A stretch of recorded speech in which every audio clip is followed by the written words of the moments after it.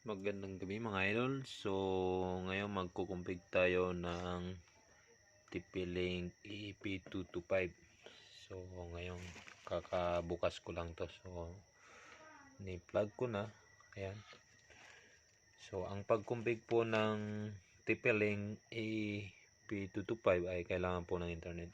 So, ngayon saan yun? So, ayan, ipakita ko sa inyo. Ayan. Yung LAN, itong LAN cable, itong LAN, naka-direct to ito sa ating ISP. Kailangan ng internet. So, may internet tayo dito. Papunta sa LAN. Ayan yung LAN. Klaro nyo? Ayan. So, ito naman PoE, Power over Internet, ay papunta dito sa ating TP-Link EEP225. Ayan, 225 po yan. So, ngayon, i-config natin. Kasi ready to config na ngayon. So, ipapakita ko sa inyo kung paano mag-config ng TP-Link EP225. Ito ay dual band.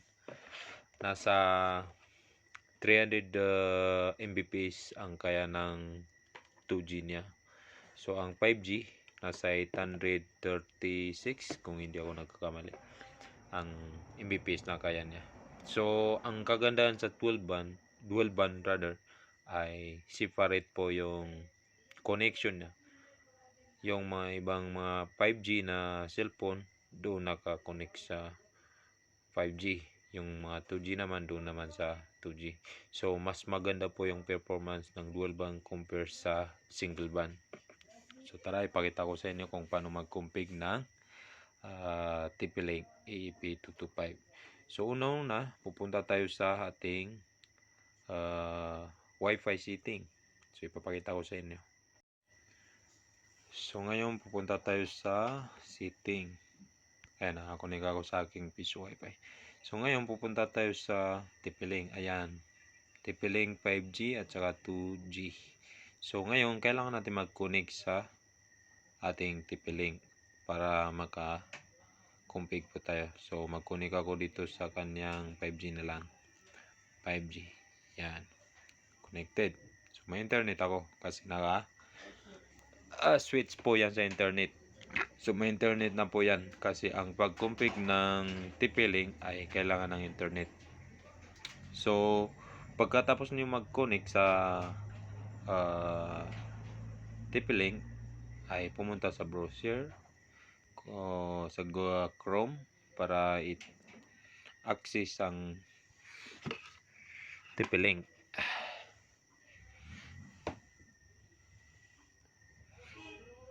So ngayon nandito tayo. Ang ita-type natin ay TP-Link eep.net. So ayan. So yan ang i-click natin para makapasok po tayo sa ayan. Nakita nyo, TP-Link EP225 outdoor. So ang pagpasok po dito sa access point na to ay ang kanyang username ay admin. So admin, type lang ang admin. Ang default password naman ay admin din. So ganun lang. Admin, ipakita ko sa inyo. Admin. So i-login natin.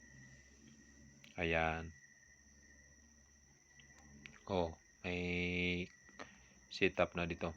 So ang ilalagay natin dito ay username at saka new password.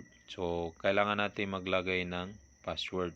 Mamaya i-disable din natin yung security niya para mawala yung password. So ngayon, new username ay admin rin. So lagyan natin ang bagong password ay yung password ng paglalagyan ko ng ang may-ari pala ng access point na to. So ang kanyang password ay yan. Optional na to kahit ano po yung ilagay niyo na password. Nasa sa inyo na po.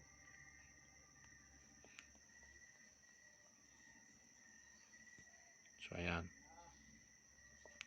So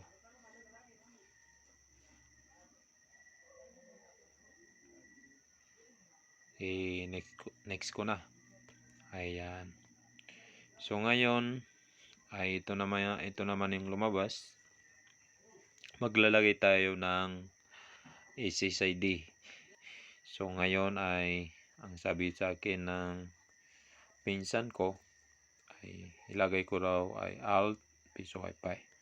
Alt Piso Wi-Fi. Ayan. So hindi na natin yan lagyan ng password. SSID lang. So select all na lang natin. Copy. Then i-paste dito sa 5G. So ayan. So save natin.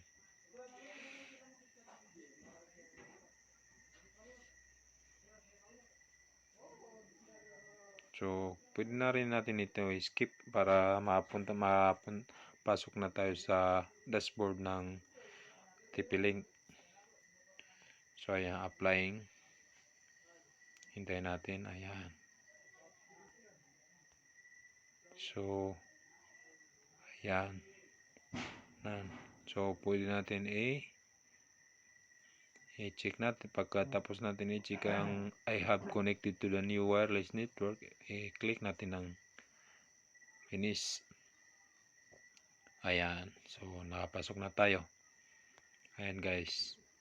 Ayan yung dashboard status ng ating TP-Link EEP225. So pumunta pa tayo. Unang pupuntahan natin ay ang wireless. So ayan. So dito po ay may 2G at saka 5G. Magkatabi po yan. Yan, i-click natin ang 5G. Yan. So lahat natin yan lalagyan ng SSID yung kanina. So pumunta lang po dito sa gilid yung may action. I-zoom natin yung sign na papel at saka ballpen. I-click lang natin ito. Yan. So mag-edit tayo.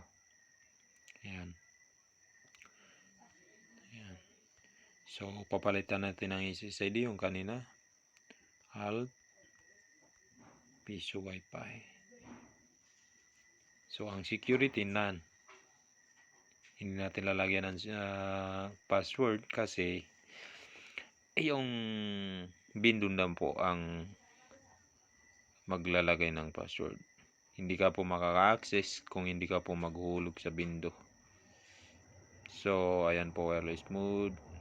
So channel, saka kailangan natin yan i-change. Siguro sa 9 na lang tayo. 9. Pwede naman ito i-auto para kusang low pumunta kung saan malakas na ang signal na available na channel sa area. So kung alam niyo naman kung ano ang malakas na channel sa area, ay mas maganda specific po yung channel para mas malakas po yung pagbato ng signal. So ayan. Naghang yung cellphone natin. Hintay natin ng konti.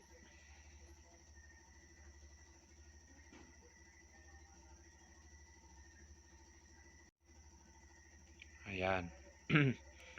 So pwede na natin i-save ang 2G. So click save. Ayan, save. So pumunta na naman tayo sa ano ba yan? Ayan. Okay. Pumunta na naman tayo sa 5G. Ayan. 5G yan na. Ito. Tingnan nyo. SSID TP-Link 5G. So kapag i-click ko yung 2G, yun, napalitan na Alt Piso Wi-Fi. So pumunta tayo sa 5G para palitan natin sa edit. Yan, i-click ulit ang action, yung kulay, yung sign na ballpen para yan sa pag-edit. Ayan po. So ayan. So dito, wag natin lagyan ng 5G. Yung iba kasi nilalagyan ng 5G, ang nangyayari, nagiging dalawa yung SSID.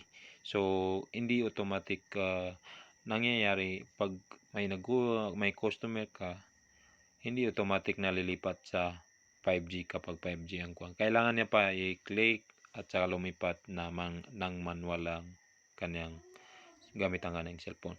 So, ang mas maganda ay yung nilagay natin sa 2G ay ganun din sa 5G. Ito, tulad nito. Hindi natin lagyan ng 5G kasi mas mahirap po i-access yun ng mga customer. So, ang nangyayari, alt piso wifi doon din sa 2G para pag na-config natin to, ang lalabas dito sa pagkatapos ng alt piso wifi ay may 2G na at saka 5G. So, ang nangyayari ay sa isang SSID ay magkasama na doon ang 2G at saka 5G. Nag-bind na po sila. So, okay na ang security mode, nakanan. So, ngayon, kanina, pinalitan natin yung channel. Papalitan din natin yung sa sa 5G. So, ito na lang 149 ang ilagay natin. So, yan lang po. I-click ang save. Ayan, naka-save. Ay, nag-build. I-click ang OK para ma-save ang So, ayan. Alt piso wifi.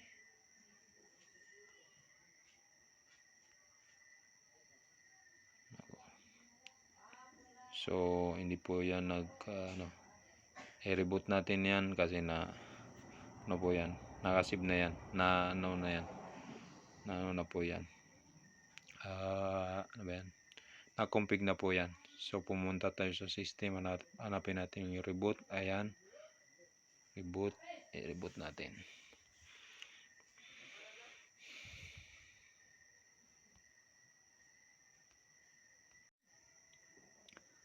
So, hindi po lumalabas yung reboot. Siguro naka-disconnect po tayo. So, tingnan natin. Pumunta tayo sa setting. Ayan.